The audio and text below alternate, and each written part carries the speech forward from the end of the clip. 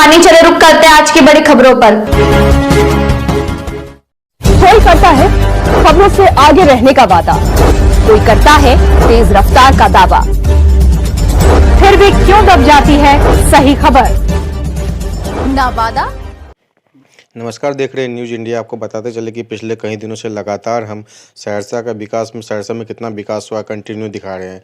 सभी MLC, ward पार्षद और जितने भी मेयर और डिप्टी मेयर के लिए खड़े हो रहे हैं, सभी का इंटरव्यू लगातार दिखा रहे हैं। किसका क्या उद्देश्य है, किसने कितना विकास किया है, और जो जीते हैं, जो हारे हैं, सबका इंटरव्यू लगातार दिखाए हैं।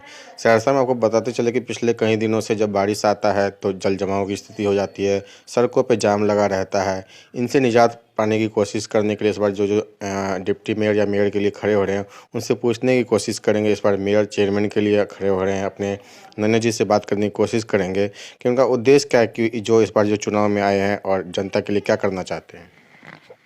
नमस्कार सर। उद्देश्य बिल्कुल साफ है कि सहरसा का विकास और केवल विकास। पिछले कई वर्षों से सहरसा को सिर्फ छला जा रहा है और नगर परिषद में छलावा के अलावा कुछ हो नहीं रहा है। आप पिछले 15-20 सालों से अगर देखें, जब से हम लोगों ने होश संभाला है, सहरसा जिस जगह 20 वर्ष पूर्व था, आज भी वहीं है। और सहरसा के एक एक नागरिक यहाँ की समस्याओं से डेली रूबरू हो रहे हैं और जूझ रहे हैं, और लोग मजबूर हैं।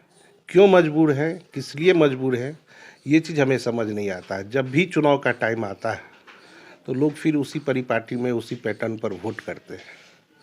यह सोचनीय है और यहाँ के नागरिकों को भी सोचना पड़ेगा कि आखिर जब हर कोई वजह जान रहा है कि क्या वजह है, फिर भी अगर परिवर्तन नहीं हो पा रहा है तो कहीं ना कहीं हम सभी जिम्मेदार हैं उसके लिए, चाहे वो जनप्रतिनिधि हो या फिर आम नागरिक हो। तो सहरसा में देखिए, इस बार जो है कहीं सरकार के अहम फैसले दिए गए हैं। सहरसा नगर परिषद को इस बार नगर निगम में बदला गया है। इसके अलावा जनता अब सीधा वार्ड पार्षद हो या मेयर हो या डिप्टी मेयर हो, सीधा सब कुछ चुनने जा रही है। इसके अलावा ओवरब्रिज का निर्माण पास कराया गया है। क्या लगता है जनता को, जो जनता के हाथ में सीधा पावर दिया गया है, इससे जो चेयरमैन की जो कुर्सी है, चाहे वार्ड पार्षद की है, जाति धन बल सबका उपयोग रुकेगा? बिल्कुल, यह कहीं ना कहीं सरकार का एक सराहनीय पहल है और इसकी शुरुआत इसी बार से हो रही है। जैसा कि आपको भी पता होगा पत्रकार महोदय, कि पहले पावर और पैसे का दुरुपयोग होता था। जैसे सहरसा में ही 4 अगर वार्ड हैं तो यहाँ पे किसी एक व्यक्ति द्वारा, मैं नाम नहीं लेना चाहूँगा चूँकि आप समझते ही हैं, काफ़ी सीनियर लीडर हैं, तो बस एक परिवार का प्रभाव हुआ करता था और वो टेलीफोन पे संपर्क कर हमेशा से वो बनाया करते थे चेयरमैन। लेकिन पिछली बार हमारे नेतृत्व में, पहली बार सहरसा के इतिहास में, जब से हम लोग देख रहे हैं, और पहली बार मतलब कि हमारे नेतृत्व में यह चीज़ किया गया कि नहीं, अब ऐसा नहीं होगा। और हम लोगों ने अच्छा प्रयास किया। असफल जरूर रहे, लेकिन असफलता बहुत बड़ी नहीं थी और वो हमारे लिए एक तरह से जीत ही हम मानते हैं, चूँकि उस समय में सामने वाले का प्रभाव काफ़ी व्यापक था और महागठबंधन की उस समय सरकार थी और उससे ही जुड़े कद्दावर मंत्री हुआ करते थे। तो उनके विरुद्ध हमारा 19 वोट लाना, 21 वोट पर निर्णय होना था, लेकिन 19 वोट हम लोगों ने लाया। ये काफ़ी संतोषप्रद है हमारे लिए। तो जो कमी कसर पिछले बार छूट गई थी, हमारा इस बार मानना ये है कि अब जनता के हाथों में, जनता मालिक है, जनता के हाथों में सारा निर्णय है और जनता इस बार ज़रूर बेहतर विकल्प के साथ जाएगी, जो कि सहरसा को सुंदर, अच्छा सहरसा, स्वस्थ सहरसा और हर तरह से अच्छा होगा। कुल मिलाकर के मेरा यही कहना है। सहरसा में जो लोगों की परेशानी होती है, उसको आप किस तरह से देखते हैं? चाहे रोड की जाम की समस्या हो, बारिश में जल जमाव की स्थिति हो, स्वास्थ्य में लचर व्यवस्था हो, शिक्षा में लचर व्यवस्था हो, स्कूल में पढ़ाई के नाम पे सिर्फ खाना पूर्ति हो रही है, वहाँ पे भी खाने के लिए जाते चले जाते हैं। सदर हॉस्पिटल का हाल इतना बुरा हाल है कि कोई बता नहीं सकते, जनता सब जानती है। सड़कों का हाल और पानी का हाल, किस तरह से देखते हैं समस्या को? सर, समस्या का जड़ सिर्फ और सिर्फ भ्रष्टाचार होता है। चाहे स्वास्थ्य हो, शिक्षा हो, सड़क हो, हर जगह भ्रष्टाचार है। आपको मालूम ही होगा आपको क्या कहना है। नगर परिषद में कोई भी योजनाएं अगर होती हैं उसमें 30 से 32% सिर्फ कमीशन लिया जाता है। उसके बाद टेंडर के द्वारा वर्क किया जाता है। 10% कम से कम ठेकेदार का टारगेट होता है कि 10% 15% हम कमाएंगे। जिस सरकारी योजना में 50% के लगभग सिर्फ लूट हो रहा है, उस सिस्टम के तहत विकास की बात करना बेईमानी होगी। और अमूमन हर एक विभाग का यही हालत है। तो जब तक भ्रष्टाचार को दूर नहीं किया जाएगा, उस पर काम नहीं किया जाएगा, तब तक विकास का उम्मीद करना बेईमानी है हमारे समझ से। तो सार्थक पहल करके नए नेतृत्व के साथ यहाँ की जनता को जाना चाहिए। और हमारा ये हमेशा रहा है सोचना कि किसी युवा नेतृत्व को यह जो है इस बार नेतृत्व प्रदान करना चाहिए, ताकि वो अपनी नई सोच से शहर को नया आयाम दे सके विकास का। तो मान लीजिए जनता अगर आपको मौका देती है तो इस सड़कों पर जो जाम लगा रहता है, इसके लिए क्या करने की कोशिश करेंगे? बारिश में जो जल जमाव की स्थिति से जनता परेशान रहती है, लगता है सहरसा में ही कोसी नदी बह रही है, इसके लिए क्या करने की कोशिश करेंगे? सर, इसके लिए व्यापक प्लान करने की ज़रूरत है और एक सुनियोजित ढंग से मास्टर प्लान हम लोग बनाएंगे। अगर हम लोग जनता मालिक अगर हमें चुनती है तो हमारा मेन जो मुद्दा है, जो यहाँ का जो बुनियादी मुद्दा है, उसी के समाधान के लिए हम लोग काम करेंगे। चाहे वो जाम की समस्या हो, चाहे वो सड़क की समस्या हो, या जल जमाव की समस्या हो, जो पब्लिक से रिलेटेड जो भी काम है, अगर मुझे जनता मालिक मेयर के रूप में चुनती है तो शुरुआती 6 महीने में सबसे पहले प्रायोरिटी पे हम लोग इस काम को करने का कोशिश करेंगे और उसी पे आगे निरंतर कार्य चलेगा।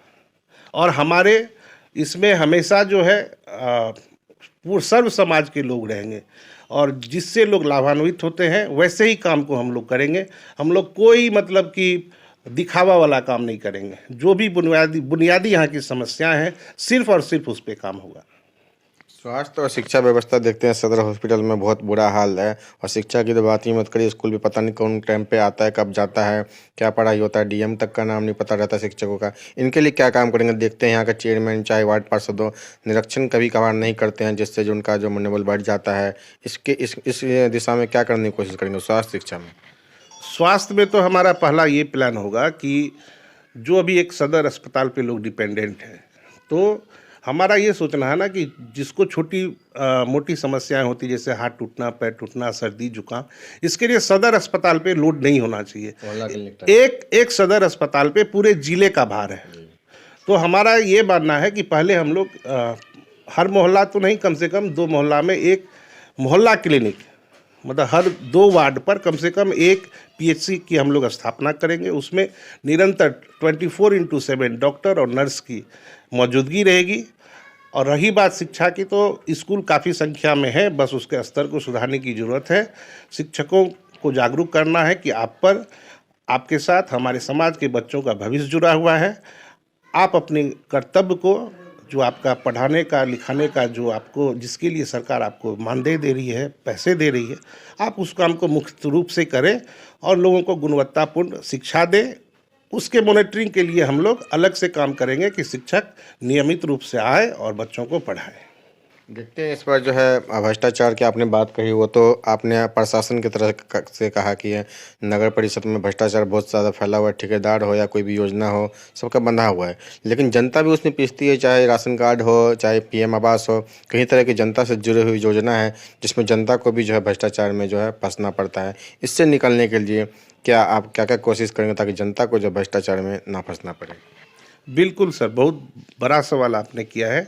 इसके लिए हम लोग पूरे सिस्टम को पारदर्शी बनाएंगे। ऑनलाइन हर सिस्टम होगा, शिकायत का ऑनलाइन रजिस्ट्रेशन होगा, उसका निवारण भी हम लोग एक समय सीमा निश्चित करेंगे कि इसके समय सीमा के अंदर उसका निवारण हो और एकदम पारदर्शी तरीके से काम होगा। और हमारा बस यही मानना है कि अब से सहरसा में जनता ही चुनेगी और जनता ही चलाएगी नगर निगम को। यह व्यवस्था हम लागू करेंगे। ज़्यादातर लोग यह अभी सोच रहे हैं कि नगर निगम हो गया, एक एमपी एमएलए से भी ज़्यादा फंड है इसमें, इस लेकर के अभी होड़ सी मची है, जिसको कोई सरोकार नहीं है समाज से, सामाजिक कार्यों से। वो भी लोग सहरसा तो छोड़ दीजिए, अन्य जिलों से लोग आकर के यहाँ पे दावेदारी दे रहे हैं जिनकी कोई भूमिका नहीं है। तो यह एक अलग प्रकरण है, अलग विषय, उस पर हमें नहीं जाना है। लेकिन जनता के हित के लिए, जनता के किसी भी समस्या के समाधान के लिए जो भी बेहतर से बेहतर करना पड़ेगा, हम लोग निश्चित रूप से एक बहुत बड़ा व्यापक हम लोग प्लान करेंगे और उसके तहत काम करेंगे, ताकि लोगों को सहरसा में जितनी भी समस्याएं हैं उसका निवारण के लिए हम लोग जरूर, अगर हम लोग उस पर काम नहीं करते हैं, हम लोग अगर वही पुराने चीज़ों पर ढर्रे पर चलेंगे तो फिर एक युवा को चुनने का क्या मतलब है? कोई मतलब नहीं है। तो देख पा रहे हैं साफ साफ नरेंद्र जी का कहना है कि इस बार जो हम विकास के मुद्दे पे चुनाव लड़ने के लिए आए हैं और जनता के बीच में जाएंगे, सिर्फ विकास का मुद्दा लेके जाएंगे, कोई जातिवाद नहीं, कोई धनबल का उपयोग यहाँ पे जो है अब सीधा सरकार के द्वारा तो बोल ही दिया गया है कि जनता आपको सीधा चुनेगी।